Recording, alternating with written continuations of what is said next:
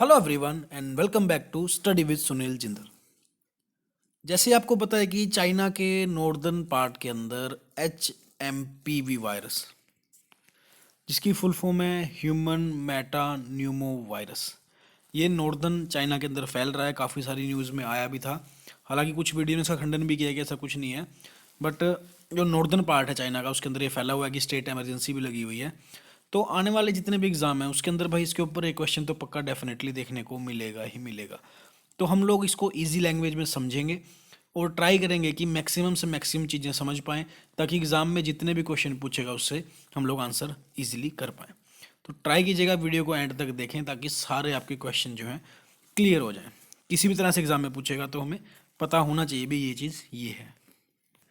तो सबसे पहला क्वेश्चन है, when was HMPV first discovered, यानी कि जो first time human Meta Numa virus था जो डिस्कवर किया था वो कब किया था। तो ये डिस्कवर किया था जी फर्स्ट टाइम नीदरलैंड के अंदर 2001 के अंदर। और साइंटिस्ट का नाम भी याद रखना है जी हमने 2001 के अंदर, बर्नाडेटा जी वैन डैन हुगन ने। ये एग्जाम पॉइंट ऑफ व्यू से काफ़ी ज़्यादा इंपॉर्टेंट है, क्योंकि उस समय पर उन लोगों को भाई 28 यंग चाइल्ड्रन के अंदर, जो बच्चे थे चिल्ड्रन के अंदर, ये जो वायरस था पाया गया था। तो इसका करेक्ट आंसर क्या होगा? Option number C, that is 2001। Moving on to the next question, what type of genome does HMPV contains. कि जो HMPV वायरस है उसका जीनोम कैसा है, यानी कि जेनेटिकली अगर हम बात करें तो उसके बारे में पूछ रहा है। जैसे अगर हम हमारे बारे में बात करें तो हमारा जो सिस्टम है, जो DNA है, वो डबल हेलिकल स्ट्रक्चर है। ऐसे ही सेम ये इसके जीन के बारे में बात कर रहा है HMPV के। तो इसमें याद रखने वाली बात ये है कि भाई वो सिंगल स्ट्रैंडेड जो है RNA है, DNA नहीं है। तो इसका आंसर हो जाएगा ऑप्शन नंबर बी। अब बेसिकली ये होता क्या है, अगर मैं इसके बारे में एक्सप्लेन करूंगा तो मैं साइंस की वीडियो में आपको ये सब डिस्कस कर दूंगा कि ये चीज़ क्या होती है, क्योंकि अभी अगर हम लोग डीपली डिस्कस करेंगे तो वीडियो काफ़ी ज़्यादा लंबा चला जाएगा। अगर आप चाहते हो मैं डिस्कस करूँ इसके बारे में भी डिटेल में, तो आप लोग मुझे कमेंट सेक्शन के अंदर लिख सकते हैं, मैं इसके ऊपर अलग से एक वीडियो बना दूंगा।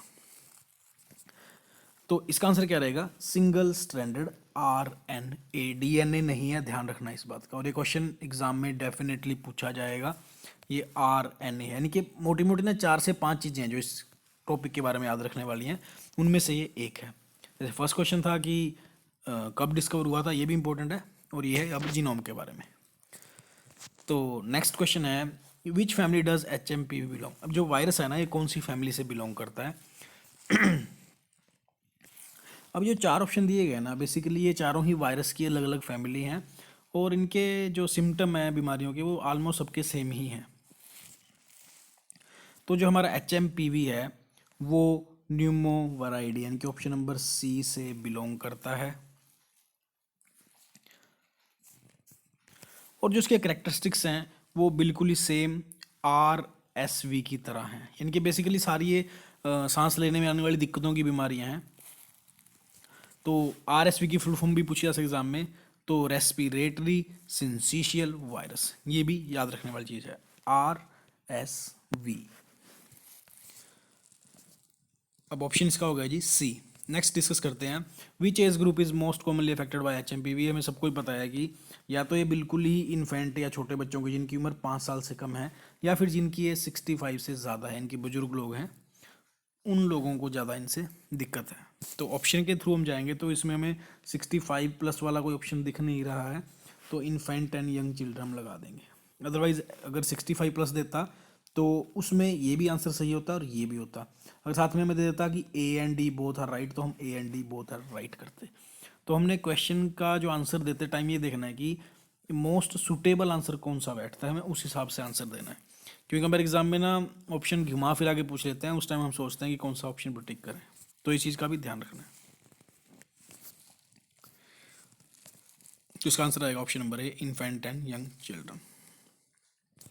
और ये तो सबको ही पता है कि ये जो रेस्पिरेटरी ट्रैक इन्फेक्शन है, मतलब कि सांस लेने की, जैसे कि कोविड था ना, मतलब कि सिम्टम जैसे वही रहेंगे भी, फीवर आएगा, फीवर रहेगा, उल्टी आने को रहेगी, या सांस लेने में दिक्कत रहेगी। नेक्स्ट वही क्वेश्चन पूछ रहा है कि कॉमन सिम्टम क्या है। कॉमन सिम्टम वही है जी, कोफ है, फीवर है, रनिंग नोज है, और सांस लेने की तकलीफ जो है वो सबसे ज़्यादा इसके अंदर डेंजरस है।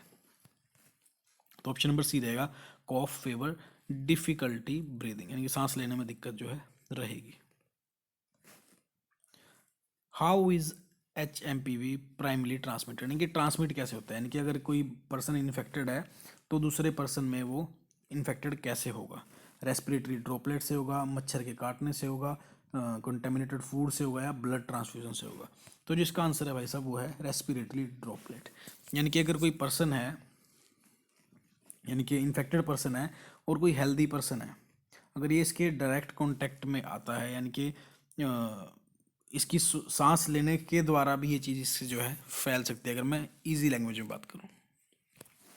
एंड इवन जो इसका ट्रांसमिशन है ना, मान लो कोई इन्फेक्टेड पर्सन है, उसने किसी तरह से कहीं मान लीजिए खांस दिया या छींक दिया, वो जो सरफेस है वो कंटेमिनेटेड होगी, एंड सेम सरफेस पे अगर वो बंदा कॉन्टैक्ट में आता है तो उससे भी ये फैल सकता है। जैसे हमने सेम चीज़ देखें कोविड के टाइम पे, तो वही सब चीज़ें हैं इसके अंदर। बस हल्का फुल्का इसका वायरस अलग है, इसका नाम अलग है, फैमिली अलग है, हल्की फुल्की चीज़ें जो हैं वो अलग रहती हैं। During which season is HMPV infected most prevalent, यानी कि किस सीज़न में ज़्यादा दिक्कत देता है भाई, तो ये देता है mostly winter and spring season में, जो कि अभी फ़िलहाल चला हुआ है, अभी विंटर सीजन चला हुआ है, तो इस सीज़न में ज़्यादा देता है। नेक्स्ट बात कर रहा है, which of the following complication can HMPV cause in sewer cases, इनके सीवर केसेस के अंदर जो HMPV है वो क्या कर सकता है जी। देखो ये तो हमें सबको ही पता है कि ये जो है जब भी ये वायरस किसी बंदे को होगा तो उसको सांस लेने में ज़्यादा तकलीफ आएगी, तो मेन चीज़ तो यही है। अगर हमें थोड़ी सी साइंटिफिक टर्म्स के बारे में पता है तो इसका आंसर हम इजीली दे सकते हैं। जैसे हम ऑप्शन डी के बारे में बात करते हैं, नेफ्राइटिस। एक तो पहली बात तो यह है कि जो टिस है, यानी कि जो मेडिकल टर्म है जिसके पीछे टिस लग जाएगा ना, तो वो उस जिस बॉडी पार्ट से बिलोंग करता है ना उसकी इन्फ्लामेशन या सूजन को डिफाइन करेगा वो। ठीक है, जैसे नेफ्रोन है, जैसे हमें पता है कि नेफ्रोन जो है किडनी की एक बेसिक यूनिट है, तो नेफ्राइटिस आया दैट मीन्स ये जो डिसीज़ है वो सीधा डायरेक्टली बिलोंग करता है किडनी से, तो ये तो आंसर नहीं होगा इसका। सेम अगर हेपेटाइटिस की बात करें तो ये लीवर से बिलोंग करता है जी। हमें आंसर वो चाहिए जो लंग्स से बिलोंग करता हो, क्योंकि सांस लेने में दिक्कत है, सांस के लिए लंग्स ही काम करते हैं ना भाई, तो लंग्स का हमने ढूंढना है। उसके बाद है मैगनेटिस, तो ये जो है डायरेक्टली बिलोंग करता है हमारी ब्रेन को, जो हमारा ब्रेन है उसके अंदर जो है जो उसकी नर्व्स हैं उसके अंदर इन्फ्लेमेशन आ जाती है, तो उस टाइम पे ही होता है। तो ले दे के भाई ऑप्शन क्या बचेगा भाई, सी बचेगा ना। तो ब्रोंकाइटिस एंड निमोनिया, तो ब्रोंकाइटिस बेसिकली है क्या,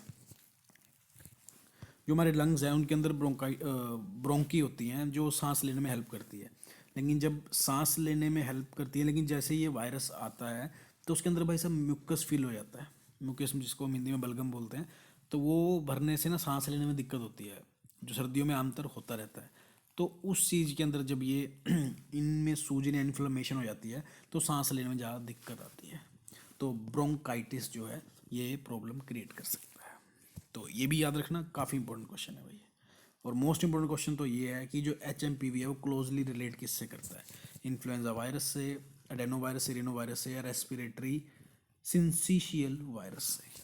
तो ये टोटली जो है बिलोंग करता है रेस्पिरेटरी सिंसीशियल वायरस, इस वीडियो का फोर्थ मोस्ट इंपॉर्टेंट क्वेश्चन। देखिए हम यहाँ पे देख भी सकते हैं कि it is cause by a virus which belong to same viral family as of those responsible for RSV, measles and mumps. अगर साथ में मीजल्स एंड मम्प्स भी दिया जाए भाई तब उस पर भी हम लोग टिक करेंगे।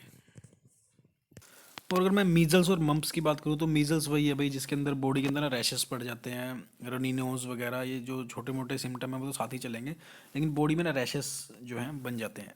और मम्प्स के अंदर क्या है कि हमारी जो एक स्लेवरी ग्लैंड है एक साइड की, तो वो स्वेल हो जाएगी, यानी कि मान लीजिए कोई फेस है, ये जो स्लेवरी ग्लैंड है वो तो इस तरफ से फेस थोड़ा मोटा हो जाएगा या इस तरफ से हो जाएगा, तो वो होता है मम्प्स। तो इस क्वेश्चन का आंसर क्या रहेगा जी, option number B, RSV, that is respiratory syncytial virus. और उसकी लास्ट ईयर जो थी RSV की, भाई साहब वर्ल्ड की फर्स्ट वैक्सीन भी आ चुकी थी, लेकिन अगर हम HMPV की बात करें इसके बारे में अभी कोई भी जानकारी नहीं है कि इसका कोई इलाज है या इसकी कोई वैक्सीन है, ऐसा कुछ भी नहीं है अब तक। हालांकि ये 2001 के अंदर डिस्कवर हो गया था, स्टिल इसके ऊपर कोई काम नहीं किया गया अभी तक। ये सबसे इजी क्वेश्चन है इस वीडियो का, इसलिए मैंने सबसे लास्ट में रखा है कि which global health organization monitor disease like HMPV, यानी कि कौन सी ग्लोबल हेल्थ ऑर्गेनाइजेशन है जो इन सबको डील करती है भाई, मॉनिटर करती है, तो वो है World Health Organization, option number C. अब किसी भी देश के अंदर कोई बीमारी फैल रही है तो उसके ऊपर WHO पूरी तरह से मॉनिटर करके रखता है कि उस बीमारी को पेंडेमिक का देना है, एंडेमिक का, या कोई भी स्टेटस है, कोई इमरजेंसी लगानी है मेडिकल, तो वो जो है डिक्लेयर करता है। तो क्या आप लोग मुझे कमेंट सेक्शन के अंदर लिख के बता सकते हैं कि WHO का हेड क्वार्टर कहाँ पर है?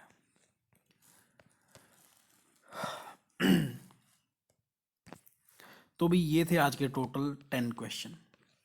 इनमें से 4 से 5 तो आपको डेफिनेटली एग्जाम में देखने को मिलेंगे। हो सकता है कि ये आपको 2-3 स्टेटमेंट देके पूछ लिया जाए कि इसका आंसर क्या बनेगा, लेकिन डेफिनेटली एग्जाम में जो भी आने वाले क्वेश्चन है तो उनमें जो भी पेपर आएंगे उनमें देखने को डेफिनेटली एक क्वेश्चन तो आपको मिलेगा ही मिलेगा। वीडियो अगर आपको समझ आई तो लाइक जरूर कीजिएगा भाई, और जो लोग तैयारी कर रहे हैं और एग्ज़ाम्स की, गवर्नमेंट एग्ज़ाम की, कम्पिटिटिव एग्ज़ाम्स की, आप उन लोगों के साथ भी शेयर कर सकते हैं। तो thank you, thanks for watching. जल्दी मिलेंगे नए टॉपिक के साथ, नए वीडियो के साथ। तब तक के लिए जय हिंद, जय भारत।